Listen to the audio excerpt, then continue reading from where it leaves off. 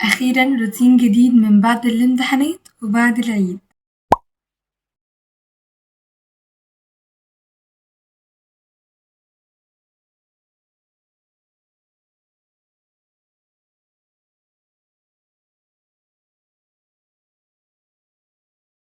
ازيكم عاملين ايه؟ بجد والله العظيم وحشتوني جدا جدا. عارفة اني غبت عليكم حبة في الفيديوهات بصراحة. بس انا اسفة، فبإذن الله خلاص خدنا الأجازة ونعمل بقى فيديوهات براحتنا. بس قبل ما نبدأ الفيديو ده متنسوش تحطوا لي لايك وتشتركوا في القناة لو انتوا مش مشتركين. اولا كده طبعا الأوضة جه عليها فترة الامتحانات وانتوا عارفين بقى كركبت وبهدلة الامتحانات، بناخد اي حاجة واحنا نازلين نرجع نحط الحاجة عشان نلحق نذاكر، فالأوضة بتبقى متبهدلة جدا. طبعا روقتها بعد الامتحانات علشان العيد بقى كده الأوضة تبقى رايقة وبتاع، ففي العيد برضو الأوضة اتبهدلت. طبعا بنتوه بقى في اللبس ومش عارفة ايه، واقعد اخد الحاجة وما احطهاش مكانها، فاهميني؟ فالدنيا اتكركبت قوي، بالذات انا مشلتش الكتب فمبهدلة الدنيا خالص، لان ما كانش فيه وقت من بعد الامتحانات للعيد، فاهميني؟ كان الوقت ضيق جدا. ففيديو النهارده روق بقى الأوضة كلها مع بعض، وزي ما قلت لكم استنوا الروتينات الجايه باذن الله تعجبكم جدا جدا جدا. في الروتين ده احنا هنروق فيه وبتاع وهنشوف هنعمل ايه في باقي الفيديو، ماشي؟ يلا نبدأ. لو وريتكم بجد شكل الأوضة عامل ازاي انت هتقول عليا ما بروقش خالص، بس انت هتشوفوا دلوقتي. معلش يا جماعة لو الإضاءة سيئة إلى نوعا ما، علشان احنا دلوقتي بالليل فمفيش شمس فالإضاءة وحشة. ده شكل المكتب أو الترابيزة دي اللي أنا كنت بذاكر عليها وكده. شلت طبعا ديكور المكتب من بدري جدا، فلا ما تركزوش. بصوا بس بجد يعني شنطة، وخصوصا التسريحة مكركبة ازاي، ففي حاجات كتيرة قوي. ده طبق الصبح كنت باكل شيبسي، المهم وشنطة العيد وعلى حاجات للبشرة وملازم وكتب وكريم.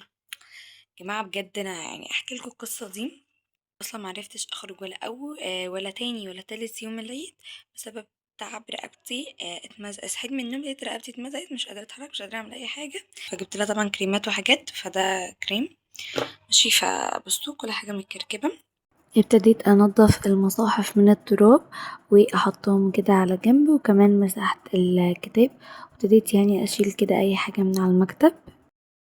بص اوريكم دلوقتي الفيديو، والله العظيم لسه جايبه النتيجه. نجحت الحمد لله. المجموع مش قد كده بس الحمد لله اني نجحت بجد. يعني انا بجد السنه دي كانت نفسيتي متدمره خالص، حتى ما كنتش بنزل لكم روتينات مذاكره كتير بسبب ان انا اصلا ما كنتش بحب اذاكر وما كنتش طايقه المذاكره خالص، ما اعرفش ليه. بس بجد انا ضيع في الترم التاني، فالحمد لله اصلا نجحت. فاكتبوا لي بقى الف مبروك وانا فرحانه جدا.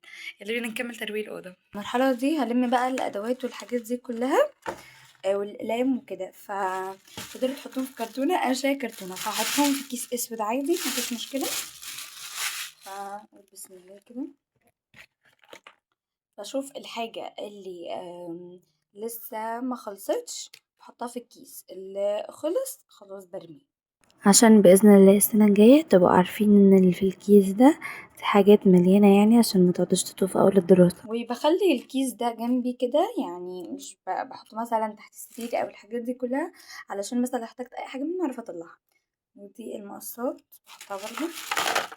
أنا هنا كنت بحط على طول في الكيس بس عشان وقت الفيديو، لكن أنا مع نفسي هرمي اللي خلاص اللي خلصان وأسيب اللي مليان. صعب الشكل، المهم ان انا ايه لميت كل الادوات هنا، ماشي. تعال بقى نلم الكتب والحاجات دي. بص انا فضيت كل حاجة على المكتب وكده، مش عارفة بقى اخلي الكتب لوحدهم، الكشاكيل لوحدهم، الملازم لوحدهم، ولا ايه؟ مش عارفة، بس اعتقد ان انا هخلي الكتب الخارجية برا يعني علشان اي حد يستفاد بيها، لكن الكتب المدرسية والكشاكيل وكده ممكن اخليهم لوحدهم علشان بقى اتصرف فيهم او كده. بس الملازم والكتب الخارجية بتبقى ممكن أي حد يستفاد منها، فهخليهم لوحدهم. تمام، يلا بينا بقى ايه نبتدي نوزعهم ونرصهم.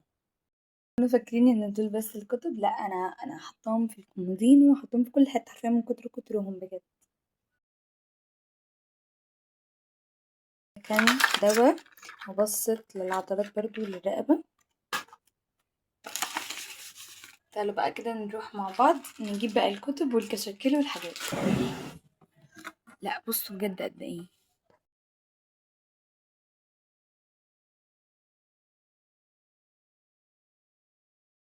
دول مش بتوع الترمين، الكشاكيل بس هي اللي بتاعة الترمين، أما الكتب والملازم لأ دي بتاعة ترم واحد. تمام، بس عشان نسيت فقلت أقول لكم. كتب بقى الكتب المدرسية على كتب التقييمات على الكشاكيل أعتقد بتاعة الترمين، يعني في حبة بتوع الترمين علشان ما كانوش خلصوا.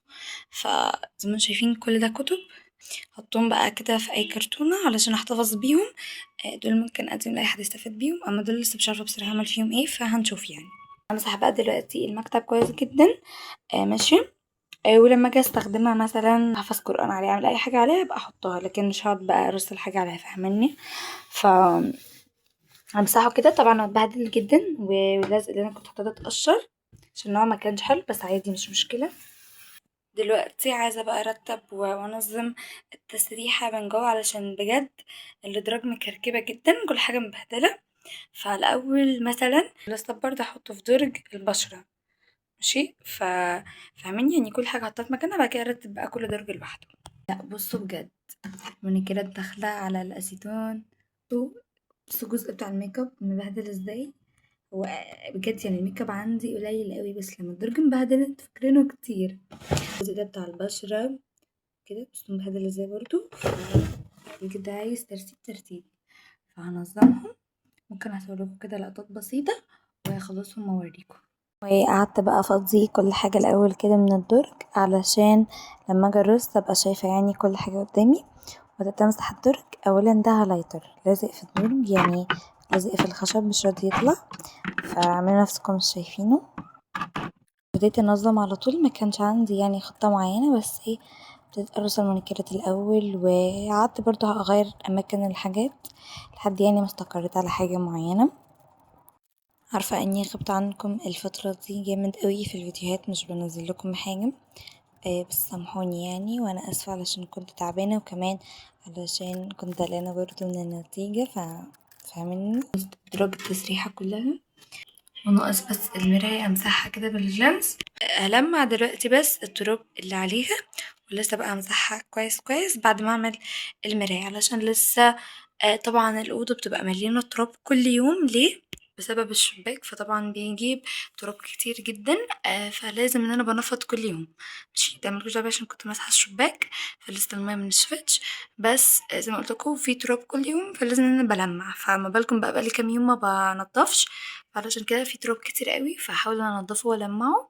علشان لسه طبعا في حاجات تانية كتير، بس اهم حاجة التراب، علشان مثلا لما المع المراية متتوسخش تاني.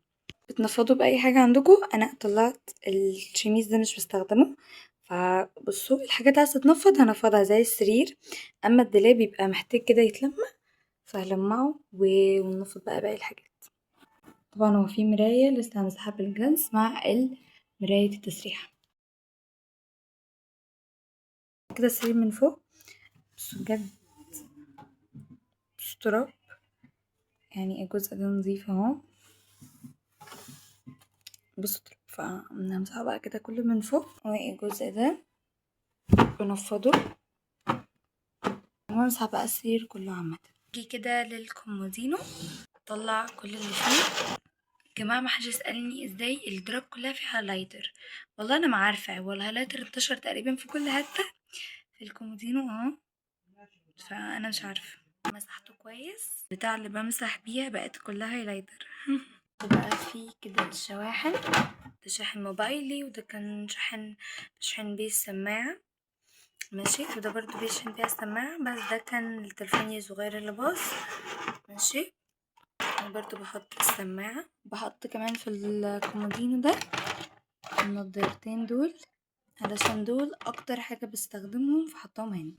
ده كان فيه الكتب، فده احط فيه الستاندات بتاعة الموبايل. بحط الدرج كده حاجات ملهاش علاقة ببعض، بس بحطهم بقى وخلاص، عشان طبعا ملهمش مكان. يعني تحفة جدا في الصيف بجد، عشان الجو الحر اللي احنا فيه ده. بس كده. انا بجد بعشق الوردة دي، فهحطها هنا كده. ده الكومودينو التاني ده جنب الدولاب، فده انا حاطه هنا، حاطه فوقيه هنا المنظم ده فيه كل الاكسسوارز، فهشيله بقى والمعه كله، والمعه من جوه، احط فيه الحاجه بعد كده اوريها لكم. حطيت في الدور كده الدبابيس دي، وحطيت هنا النضاره، ودي اذكار الصباح، وحطيت كمان المفتاح بتاع الاوضه. حطيت في الدرج التاني الدفتر بتاعي والمصاحف،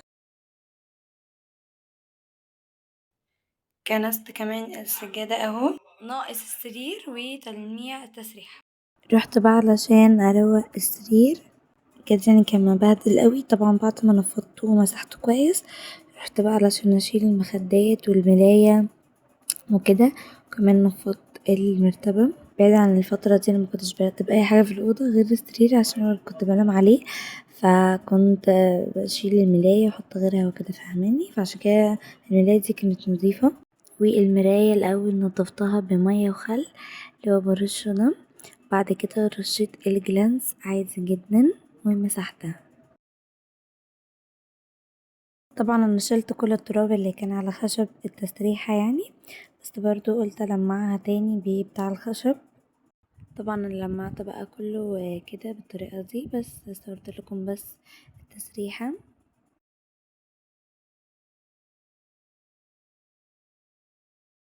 ورشيت بقى معطر للأوضة. بس بشكل علشان بجد فرهدت خالص، بس الحمد لله خلصتها. طبعا كانت متكركبة جدا، حاولت اصور لكم على قد ما اقدر، بس بجد بعيدا عن التصوير ان الوقت بجد لما تعبت خالص حاولت ما اسيبش اي حاجة مكركبة، والحمد لله خلصتها. بحبكم جدا جدا جدا، وشكرا لكل اللي سألوا عليا يقولوا لي ما نزلتيش فيديوهات ليه. والله العظيم انا بحبكم جدا جدا جدا. استنوني بقى في الفيديوهات الجاية، وبس كده، باي.